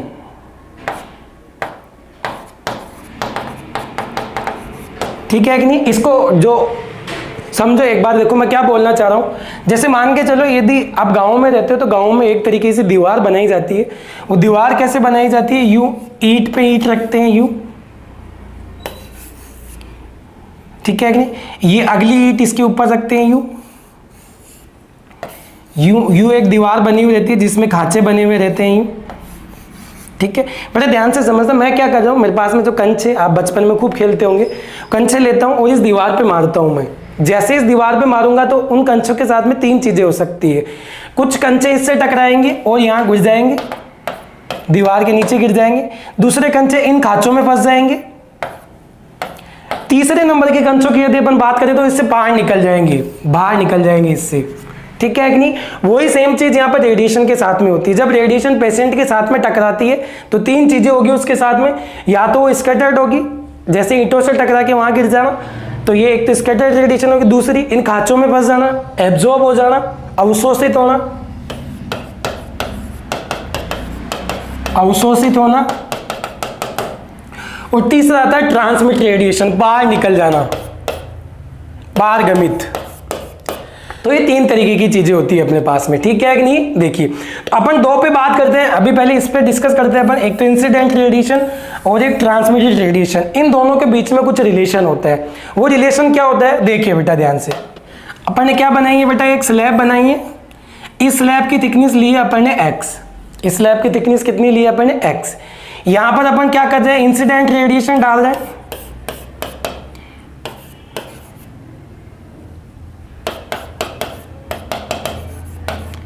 इंसिडेंट रेडिएशन ये डाल रहे हैं। इसकी इंटेंसिटी अपन कितनी मानते हैं बेटा? I। बड़े ध्यान से समझना, जब भी रेडिएशन में आप इंटेंसिटी की बात करोगे, रेडिएशन के अंदर यदि आप इंटेंसिटी की बात करोगे तो आप हमेशा बात करोगे बेटा नंबर ऑफ रेडिएशन की, नंबर ऑफ रेडिएशन, या फिर बात करोगे बेटा आप किसकी? Amount of radiation, amount of radiation, इसकी बात करोगे बेटा आप। या तो आप नंबर ऑफ रेडिएशन की कितनी मात्रा है, तो यहां पर क्या आ गई? इंसिडेंट रेडिएशन, या फिर क्या बोल सकते हैं अपन इसको? Initial intensity, initial intensity of radiation, तीव्रता बोलते हैं बेटा हिंदी में इसको। ठीक है ये। उसके बाद में क्या होगा? कुछ रेडिएशन यहां पर, इसको क्या मान लेता हूं मैं? I note. इंसिडेंट रेडिएशन प्रारंभिक तीव्रता। ठीक है। उसके बाद में ये क्या हो रही है? यहां से बाहर निकल जा रही है, ये हो रही है ट्रांसमिटेड रेडिएशन। ये हो रही है बेटा अपने पास में क्या? Transmitted radiation. ठीक है। तो इसकी जो तीव्रता आएगी बेटा वो आएगी I बराबर I note E minus mu x. ठीक है, ये अपने पास में इसकी तीव्रता आएगी। अब बात करें बेटा अपन इस पे, अपने पास में दो तीन चीजें नहीं आई है यहाँ पर, देखो उस पर डिस्कस अपन करते हैं एक बार। देखो एक बार इस पर अपन डिस्कस कर लेते हैं, ठीक है कि नहीं? देखिए जरा, यहाँ पर आई अपने को पता है जो ट्रांसमिट रेडिएशन हो रही है उसकी तीव्रता है। इसका मतलब समझो, यदि मान के चलो यहाँ पर मैं 100 रेडिएशन यदि क्या कर रहा हूँ, डाल रहा हूँ इस पे, निकल कितनी रही है, 80 रेडिएशन निकल रही है। तो ये 80 को किसके द्वारा दिखाई जाएगी, आई के द्वारा।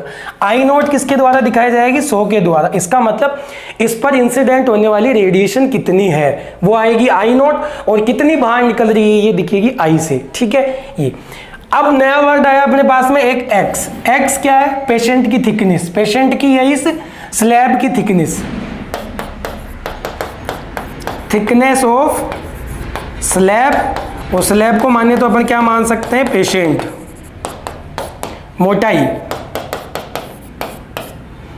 ठीक है, अगली बात ये आती है बेटा अपने पास में वर्ड आता है लीनियर एटेन्यूएशन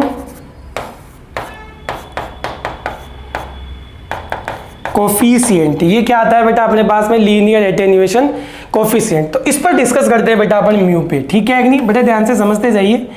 म्यू पर अपन डिस्कस करते हैं। ये क्या होता है, वर्ड आया अपने पास में क्या बेटा, वर्ड अपने पास में क्या है, एटेन्यूएशन। कौन सा वर्ड आया, एटेन्यूएशन।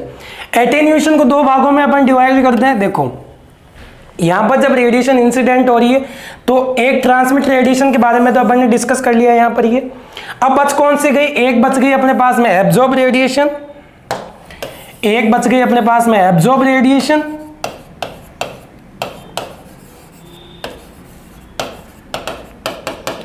और दूसरी बच गई अपने पास में बेटा ये स्कैटर्ड रेडिएशन।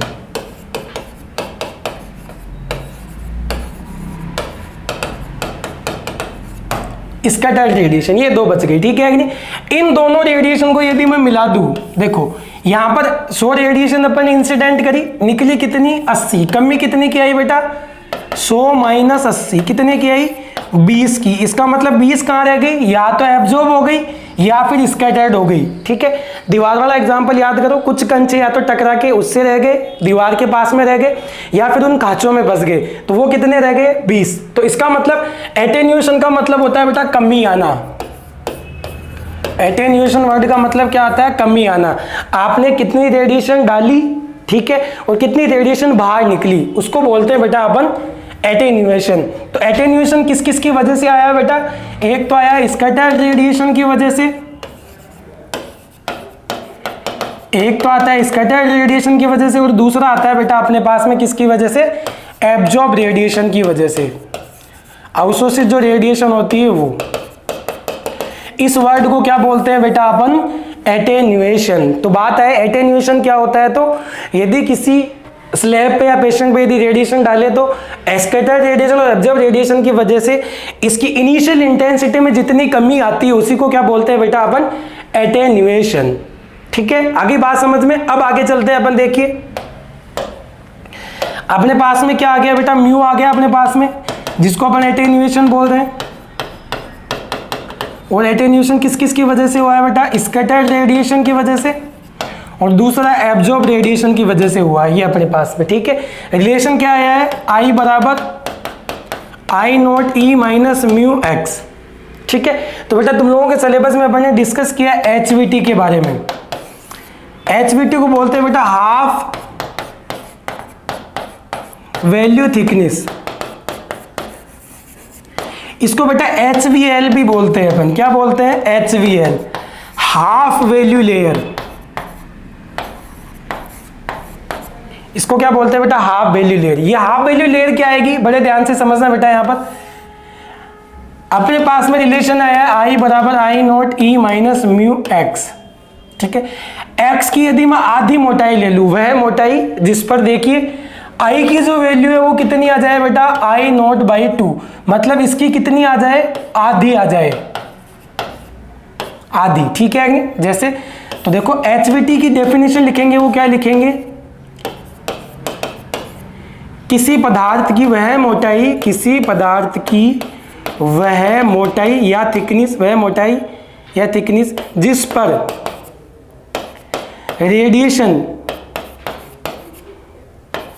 रेडिएशन की तीव्रता, तीव्रता बोलते हैं बेटा इंटेंसिटी, तीव्रता आधी रह जाए, आधी रह जाए, उसी को क्या बोलते हैं बेटा अपन, HVT, ठीक है कि नहीं। तो अपने पास में क्या आएगा देखिए जरा, I0/2 बराबर I0 E minus mu x half. X half क्या है बेटा यहाँ पर HVT, तो क्या आ जाएगा I0 से I0T, और आप इसको कंप्लीट सोल्व करोगे तो क्या आ जाएगा 0.693 अपॉन म्यू। यही होती है बेटा अपने पास में क्या HVT, हाफ वैल्यू थिकनेस, और इसी को क्या बोलते हैं अपन बेटा हाफ वैल्यू लेयर। तो हाफ वैल्यू लेयर क्या होती है, किसी पदार्थ की वह मोटाई जिस पर रेडिएशन की तीव्रता आधी रह जाए। आधी रह गई बेटा, देखिए यहाँ पर I0 हाफ, ठीक है। तो एक वर्ड आ गया अपने पास में HVT।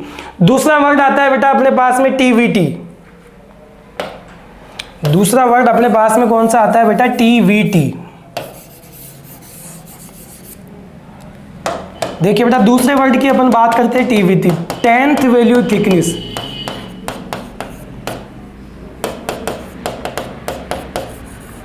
टेंथ वैल्यू थिकनेस या अपन बोल सकते हैं इसको TVL, 10th value layer.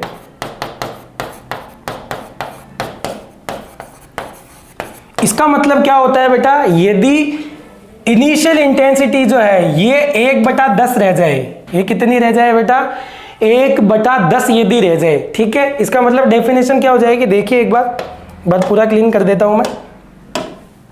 Word आया अपने पास में TVT, जिसको बोल रहे हो आप 10th वैल्यू थिकनेस। ये इसको आप बोल सकते हो TVL, 10th value layer.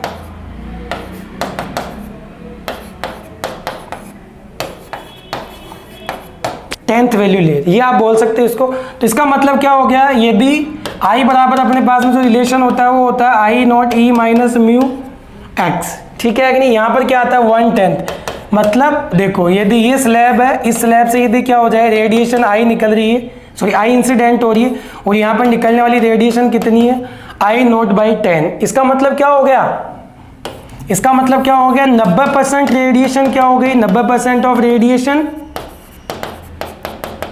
Attenuate हो गई। निकली कितनी, केवल 10वां भाग निकला है, 1/10वां भाग उसका निकला है। तो इसको बोलते हैं बेटा अपन क्या TVT। तो TVT क्या हो गई, पदार्थ की वह मोटाई जिस पर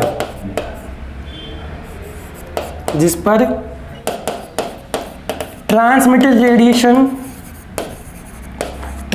रेडिएशन की तीव्रता 1/10 रह जाए।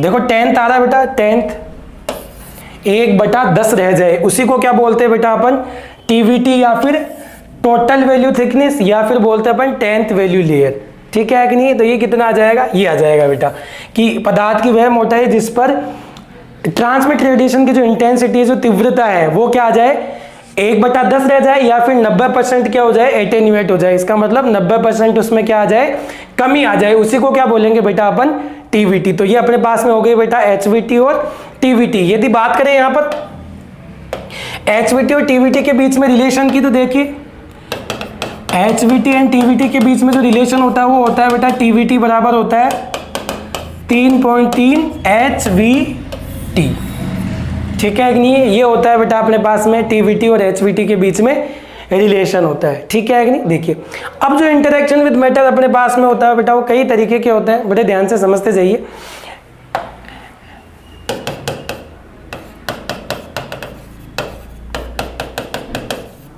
इंटरेक्शन विद मैटर की यदि अपन बात करें तो अपने पास में जनरली 4 तरीके के होते हैं बेटा। कितने तरीके के होते हैं, 4 तरीके के। देखिए साहब कौन कौन से होते हैं। फर्स्ट कोहेरेंट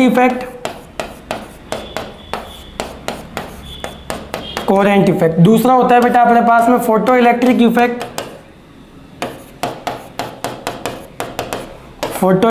इफेक्ट, तीसरा होता है बेटा अपने पास में कॉम्पटन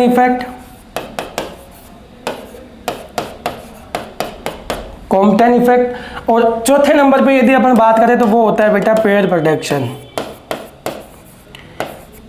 जनरली 4 ही तरीके के अपन पढ़ते हैं, होते 5 तरीके के हैं, लेकिन अपन 4 तरीके के देखते हैं। फर्स्ट कोहेरेंट इफेक्ट, दूसरा फोटो इलेक्ट्रिक इफेक्ट, तीसरा यदि अपन बात करें तो कॉम्पटन इफेक्ट, और चौथा यदि बात करें तो अपने पास में आता है बेटा पेड़ प्रोडक्शन। ठीक है कि नहीं। देखिए कोहेरेंट इफेक्ट सबसे कम यूज होता है,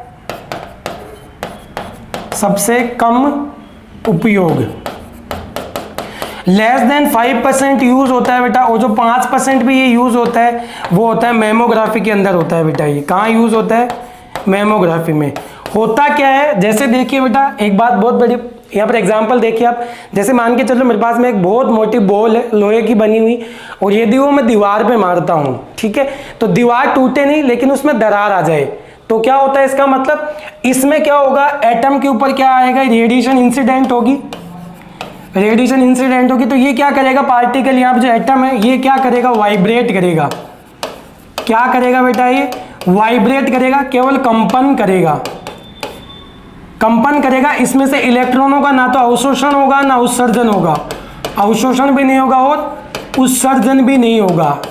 ठीक है कि नहीं। ऐसे को बोलते हैं अपन कोहेरेंट इफेक्ट। इसका मतलब क्या हो गया, कोहेरेंट इफेक्ट अपन किसको बोलेंगे, यदि किसी एटम से रेडिएशन टकराए तो उस एटम के अंदर कंपनसेशन, कंपन उत्पन्न होता है, उसमें उत्सर्जन और अवशोषण नहीं होता है इलेक्ट्रॉनों का। ठीक है, और ये रेडियोलॉजी के अंदर सबसे कम उपयोग होता है, लगभग 5% के समथिंग यूज होता है, और वो भी कहाँ यूज होता है बेटा, ये मेमोग्राफी के अंदर यूज होता है। इसको बोलते हैं बेटा अपन कोहेरेंट इफेक्ट। अगला बात करते हैं अपन फोटो इलेक्ट्रिक इफेक्ट, फिर बात करेंगे अपन कॉम्पटन इफेक्ट, और फोर्थ पे बात करेंगे अपन पेड़ प्रोडक्शन। तो देखिए अपन फोटो इलेक्ट्रिक इफेक्ट पे बात करते हैं।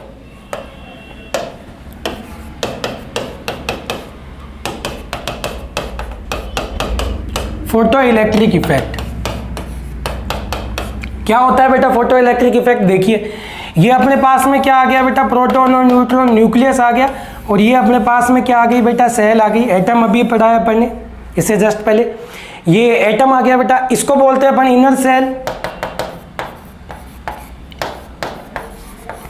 इनर सेल इसको बोलते हैं बेटा अपन आउटर सेल। एक होता है इनर सेल और दूसरा होता है बेटा अपने पास में आउटर सेल। जो इनर सेल होता है बेटा ये, ठीक है, और ये होता है आउटर सेल। अभी अभी अपन ने देखा है। तो फोटो इलेक्ट्रिक इफेक्ट क्या होता है, रेडिएशन का इनर सेल के साथ में इंटरेक्शन, रेडिएशन का इनर सेल के साथ में इंटरेक्शन, का इनर सेल के साथ में इंटरेक्शन जो होता है उसको बोलते हैं बेटा अपन फोटो इलेक्ट्रिक इफेक्ट। ठीक है कि नहीं। जनरली जो इनर सेल होती है, इनर सेल, इनको नाम देते हैं बेटा अपन K shell, L shell, M shell. ठीक है कि नहीं। तो जनरली जो फोटो इलेक्ट्रिक इफेक्ट जो इंसिडेंट होता है ये होता है के सेल के साथ में होता है बेटा। किसके साथ में होता है बेटा, ये के सेल के साथ में होता है। तो जब भी रेडिएशन आती है बेटा ध्यान से समझते जाइए, यहाँ मान को चलो इलेक्ट्रॉन है और ये के सेल का इलेक्ट्रॉन है, ये क्या होगा, जब रेडिएशन आएगी और रेडिएशन आके किससे टकराएगी बेटा, इस के सेल के इलेक्ट्रॉन से टकराएगी। ठीक है, इसकी जो एनर्जी होनी चाहिए एच न्यू, फोटोन मान लेते हैं अपन इसको, इसकी जो एनर्जी होनी चाहिए इसकी बाइंडिंग एनर्जी से ज्यादा होनी चाहिए बेटा। ठीक है कि नहीं। के सेल के इलेक्ट्रॉन की जो बाइंडिंग एनर्जी है, बाइंडिंग एनर्जी उससे ज्यादा होनी चाहिए इंसिडेंट फोटोन की जो एनर्जी है वो। तो ये क्या करेगा, इस इलेक्ट्रॉन को यहां से निकाल देगा, इस इलेक्ट्रॉन को यहां से निकाल देगा, और निकालने के बाद में क्या होएगा बेटा, देखिए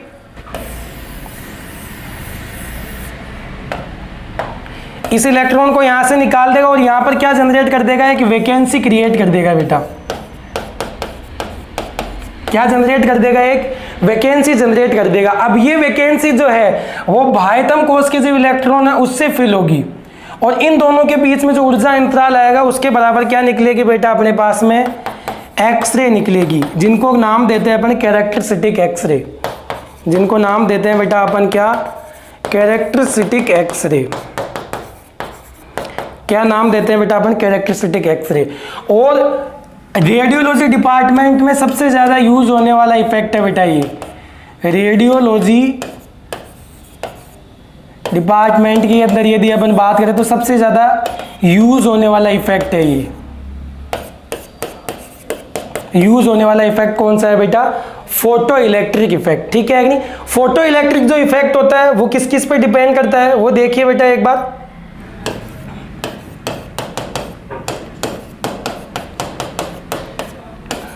फोटो इलेक्ट्रिक इफेक्ट की यदि अपन बात करें तो फोटो इलेक्ट्रिक इफेक्ट जो होता है वो डायरेक्टली प्रोपोर्शनल होता है जेड क्यूब के और ई क्यूब के इनवर्सली प्रोपोर्शनल होता है बेटा। इन दोनों पे डिपेंड करता है क्या, photo electric effect. Photo electric effect में क्या होगा, जैसे जैसे जेड का मान बढ़ाते जाओगे वैसे वैसे क्या बढ़ता जाएगा बेटा, फोटो इलेक्ट्रिक इफेक्ट का मान बढ़ता जाएगा।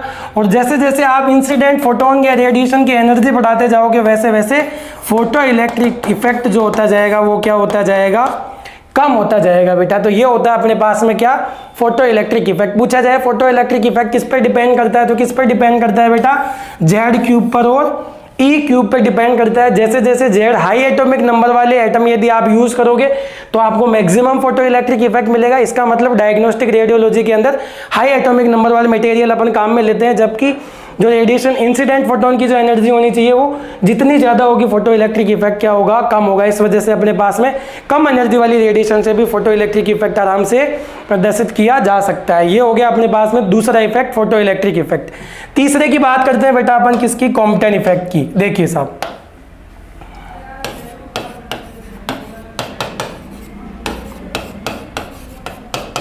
कॉम्पटन इफेक्ट की बात करते हैं बेटा। देखो उसमें अपन ने देखा था इनर सेल के साथ में proton plus neutron,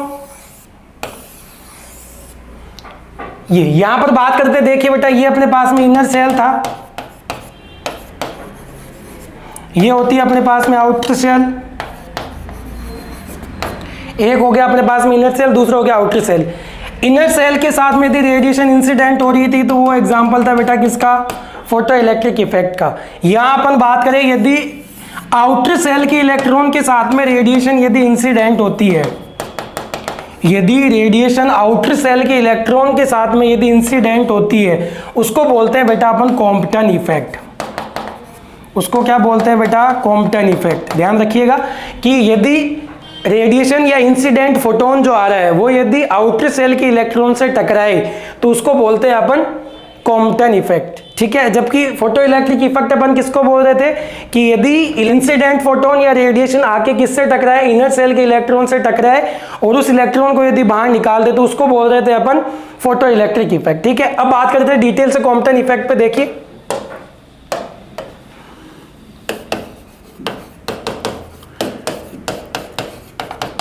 Compton effect पे बेटा अपन बात करते हैं, ये अपने पास में न्यूक्लियस हो गया, ये अपने पास में इनर सेल, ये अपने पास में आउटर सेल हो गई। यहाँ पर अपन ने इलेक्ट्रॉन बना दिया, ठीक है। देखिए ये अपने पास में क्या आएगा बेटा, यहाँ पर मान लो फोटोन आ रहा है, ये फोटोन मेरे पास में आ रहा है बेटा, ये देखो ये h न्यू एनर्जी का फोटोन मेरे पास में आ रहा है। इसकी एनर्जी कितनी मान लेते हैं अपन, EPH इंसिडेंट फोटोन मान लेते हैं, ठीक है कि नहीं। अब यहां से क्या होगा, यहां से जब ये आके टकराएगा तो इलेक्ट्रॉन इधर की तरफ जाएगा और फोटोन इधर की तरफ, या इलेक्ट्रॉन इधर की तरफ फोटोन उधर की तरफ। तो ये मान के चलो क्या जा रहा है, मान लो यहां पर फोटोन जा रहा है, ये जो फोटोन आपने इंसिडेंट किया है, इंसिडेंट होने के बाद में इलेक्ट्रॉन से टकराया तो इलेक्ट्रॉन तो निकल के बाहर इधर आ गया, इसको बोलते हैं बेटा अपन स्कैटर्ड इलेक्ट्रॉन। इसको बोलते हैं बेटा अपन स्कैटर्ड इलेक्ट्रॉन। और यदि अपन बात करें फोटोन की, इसको बोलते हैं अपन स्कैटर्ड फोटोन। इसको क्या बोलते हैं बेटा अपन, स्कैटर्ड फोटोन बोलते हैं, ठीक है कि नहीं। देखिए अब ये क्या करेगा, यहां से कुछ एंगल बनाएगा एक, देखो ये तो ये तो होता है यहां पर थीटा और ये आता है फाई, ये दो चीज होती है बेटा। फाई होता है, देखिए ये कौन सा आ जाएगा बेटा, इंसिडेंट फोटोन, इंसिडेंट फोटोन। तो फाई तो अपने पास में क्या रहेगा बेटा, angle between incident photon and electron, scattered electron, इन दोनों के बीच में एंगल रहेगा। जबकि यदि थीटा की यदि अपन बात करें तो ये किस किस के बीच में रहेगा, इन दोनों के बीच का एंगल रहेगा। स्कैटर्ड फोटोन और इंसिडेंट जो फोटोन है उन दोनों के बीच का जो एंगल रहेगा वो क्या रहेगा, थीटा रहेगा, ठीक है कि नहीं। इस फोटोन की यदि टोटल एनर्जी की यदि अपन बात करें, EPH की टोटल एनर्जी किस किस के बराबर होगी, स्कैटर्ड फोटोन की energy scattered photon plus energy scattered electron, इन दोनों के सम के बराबर होगी बेटा। किसके बराबर होगी? इन दोनों के सम के बराबर होगी। ठीक है, अब यहाँ पर जो इंसिडेंट होने वाली है बेटा कॉम्पटन इफेक्ट में, वो दो तरीके की होती है। एक होती है ग्रेजिंग हिट और दूसरी होती है पार्शियल हिट। ठीक है, देखिए ग्रेजिंग हिट में क्या होगा, ये दोनों चीजें आप ध्यान रखिए, एक बार पाई एक बार थीटा। ठीक है, तो ध्यान से समझिए। अगला केस देखिए, इसमें ये अपने पास में न्यूक्लियस हो गया, अगला अपने पास में हो गया, देखो ये फर्स्ट केस की यदि अपन बात करें, यहां पर इलेक्ट्रॉन है, यहां पर क्या आ रहा है, फोटोन आ रहा है। फोटोन देखो आया, टकराया, ठीक है कि नहीं, ई फोटोन। अब क्या होगा इस केस में, यदि फोटोन मान के चलो इलेक्ट्रॉन से आके टकरा रहा है, तो ये इलेक्ट्रॉन तो डायरेक्ट यूं चला जाए, ठीक है, और ये जो फोटोन है वो क्या हो वापस लौट जाए। ठीक है कि नहीं, जैसे मान के चलो आमने सामने से आके हीट होते हैं, तो इलेक्ट्रॉन तो क्या होगा टकरा के इधर चला जाएगा और फोटोन वापस रिपीट हो जाएगा।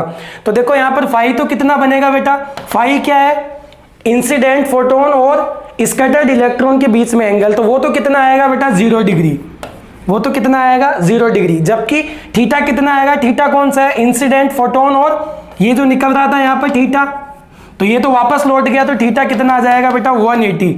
तो ऐसी जो हिट होती है उसको बोलते हैं बेटा ग्रेजिंग हिट, इसको बोलते हैं grazing hit. Head to head hit होती है बेटा, ये हेड टू हेड हिट होती है। ठीक है कि नहीं, आमने सामने से जैसे टक्कर होती है यूं। ठीक है, दूसरा केस बनता है बेटा क्या, ये न्यूक्लियस हो गया, ये इलेक्ट्रॉन हो गया, मान के चलो ये फोटोन आ रहा है, इंसिडेंट फोटोन, ई फोटोन ये आ रहा है। ठीक है, यहां से आने के बाद में क्या होगा, ये फोटोन चलता हुआ इसको क्या कर देता है, थोड़ा सा हिट करके यूं चला जाता है, तो इलेक्ट्रॉन तो यूं आ जाता है, स्कैटर्ड इलेक्ट्रॉन तो यूं आ जाएगा। ठीक है, जबकि फोटोन क्या होगा, सीधा निकल जाएगा। फोटोन क्या होगा, स्कैटर्ड फोटोन, वो क्या होगा बेटा, सीधा निकल जाएगा। तो यहां पर क्या आएगा बेटा, जो थीटा आएगा वो तो क्या आएगा 0 डिग्री, जबकि जो फाई आएगा बेटा वो क्या आएगा 90 डिग्री। ठीक है कि नहीं, तो कॉम्पटन इफेक्ट के अंदर ये दो इंसिडेंट होती है। एक बार तो यदि इलेक्ट्रॉन आके सीधा टकराए जिसकी वजह से फाई बन जाए 0 डिग्री और थीटा बन जाए 180 डिग्री, और दूसरा होता है बेटा अपने पास में ये जिसके अंदर पार्शियल कोलिजन होती है, इलेक्ट्रॉन आउटर शेल वाले इलेक्ट्रॉन को जरा सा पुश करता है, तो इस वजह से ये तो नीचे चला जाता है, तो इन दोनों के बीच में एंगल बनता है 90 डिग्री और थीटा बनता है 0 डिग्री। ये हो गया अपने पास में क्या, कॉम्पटन इफेक्ट। नेक्स्ट बात करते हैं बेटा अपने पास में पेयर प्रोडक्शन। देखिए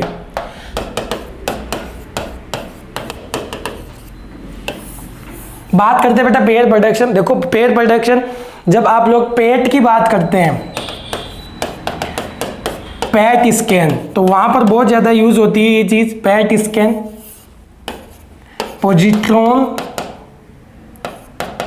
पॉजिट्रॉन इमिशन टोमोग्राफी, वहां पर बहुत ज्यादा यूज होती है ये जो इंसिडेंट होता है पेयर प्रोडक्शन।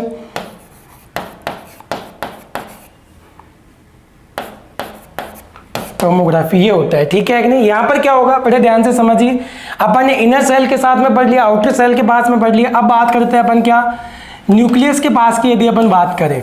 ठीक है कि नहीं, अपने पास में क्या आ रहा है, इंसिडेंट फोटोन आ रहा है, इंसिडेंट फोटोन आ रहा है, और इस फोटोन की एनर्जी यदि 1.02 MeV हो और इससे अधिक हो, और इससे अधिक हो, ठीक है कि नहीं, तो वो क्या करेगा, देखो यहां आके क्या होगा, इस न्यूक्लियर के साथ में क्या करेगा, ये जो पेयर प्रोडक्शन होता है बेटा वो क्या होता है, न्यूक्लियर इंसिडेंट होती है। ये क्या होती है, न्यूक्लियर इंसिडेंट, मतलब ये किससे टकराएगा आके, या तो न्यूक्लियस के पास से गुजरेगा या फिर क्या करेगा, न्यूक्लियस के साथ में क्या करेगा, इंसिडेंट करेगा, जिसकी वजह से ये क्या बना लेंगे, जब ये टकराएंगे तो एक तो बना लेगा ये पॉजिट्रॉन और दूसरा बना लेगा बेटा ये इलेक्ट्रॉन। इसको E प्लस और इसको क्या बताते हैं अपन, E माइनस, ये दोनों बना लेंगे, और इनकी जो एनर्जी रहेगी बेटा वो क्या रहेगी 0.11 MeV, और इसकी भी कितनी आ जाएगी, मतलब ये जो फोटोन आ रहा है इसकी एनर्जी किस किस में डिवाइड हो जाएगी बेटा, पॉजिट्रॉन में और किस में इमिट हो जाएगी, इलेक्ट्रॉन के अंदर क्या हो जाएगी, उत्सर्जित हो जाएगी। इसके बाद में क्या होगा, देखो ये पॉजिट्रॉन और इलेक्ट्रॉन जो निकला है ये क्या होंगे, आपस में इलेक्ट्रॉनों के सेल से टकराएंगे, क्योंकि यहाँ पे भी तो इलेक्ट्रॉन है। ठीक है, यहां पर क्या होगा, ये वाला जो इलेक्ट्रॉन है ये टकराएगा इधर उधर, ये टकरा लिया, ये टकरा दिया, और इसकी वजह से क्या होंगे, बहुत सारे इलेक्ट्रॉन यहां पर हो जाएंगे। ठीक है कि नहीं। जब इस न्यूक्लियस के आसपास में इलेक्ट्रॉन हो जाएंगे तो ये वाले जो पॉजिट्रॉन है ये इनके साथ में क्या कर लेंगे, रिएक्ट कर लेंगे। इलेक्ट्रॉन प्लस पॉजिट्रॉन आपस में रिएक्ट कर लेंगे और ये जो पॉजिट्रॉन है वो क्या हो जाएंगे, लॉस्ट हो जाएंगे या खत्म हो जाएंगे। इस इंसिडेंट को बोलते हैं बेटा अपन पॉजिट्रॉन एनिहिलेशन, पॉजिट्रॉन एनिहिलेशन बोलते हैं बेटा, ठीक है कि नहीं। और इस पूरी देखो ये पेयर के रूप में निकल रहे हैं सारे, इसी वजह से इस इंसिडेंट को अपन क्या बोलते हैं, पेयर प्रोडक्शन, ठीक है। तो ये हो गया अपने पास में इंटरेक्शन विद मैटर के चारों इंसिडेंट, जिसमें अपन ने देखा कोहेरेंट इफेक्ट, दूसरी अपन ने बात करी है फोटो इलेक्ट्रिक इफेक्ट, तीसरी बात करी है अपन ने कॉम्पटन इफेक्ट और चौथी बात करी है अपन ने पेयर प्रोडक्शन की। देखिए अपन ने पूरी कोशिश करी है कि लाइन टू लाइन तो पॉसिबल नहीं है यहाँ पर पूरा सिलेबस करवाना, लेकिन फिर भी हमने कोशिश करी है कि जो आपके कंसेप्चुअल चीज़ें हैं वो सारी अपन ने यहाँ पर डिस्कस करी है। तो आप ये जो वीडियो है, अब अपने 3 टॉपिक यहाँ पर इस वीडियो में डिस्कस कर लिए, बाकी के जो टॉपिक है वो नेक्स्ट वीडियो के अंदर आपको मिल जाएंगे लाइन टू लाइन। तो आपके एग्जाम से पहले जो पूरा सब्जेक्ट है ये डिस्कस कर लिया जाएगा इस YouTube चैनल पे। और आप इस चैनल को ज़्यादा से ज़्यादा शेयर करिए और सब्सक्राइब करिए, ताकि जो भी बच्चे DRT सेकेंड ईयर की एग्ज़ाम दे रही है वो इन वीडियोस का बेनिफिट उठा सके। फर्स्ट पेपर यहाँ पर डल चुका है, सेकंड पेपर आपके सामने ही आया है, बाकी के जो टॉपिक रह गए वो नेक्स्ट वीडियो के अंदर अपन डिस्कस करेंगे। तब तक के लिए बाय एंड टेक केयर।